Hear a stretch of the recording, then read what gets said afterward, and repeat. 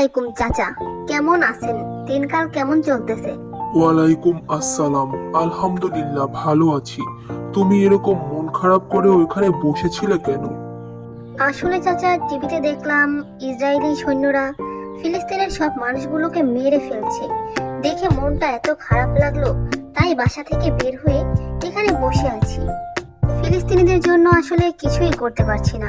ভাবছি ইসরায়েলি পণ্যগুলো বয়কট করব। হ্যাঁ, তাই ভালো। আর কি করবে বলো?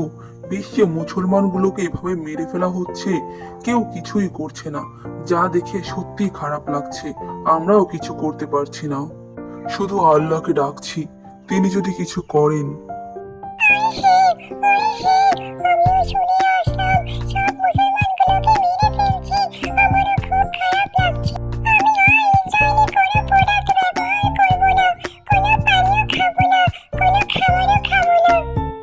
থাক, তোমরা এত ভেঙে পড়ো না।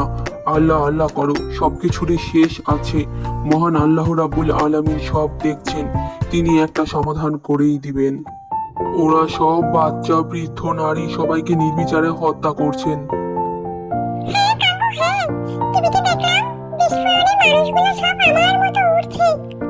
হ্যাঁ, খুবই বাজে অবস্থা। যাই হোক, তোমরা মন খারাপ করে বাইরে বসে থেকো না, যে যে যার যার ঘরে চলে যাও। আচ্ছা কাকু, আমরা ফিরে যাচ্ছি, কিন্তু যদি কোনো কিছু করার থাকে তাহলে অবশ্যই করব।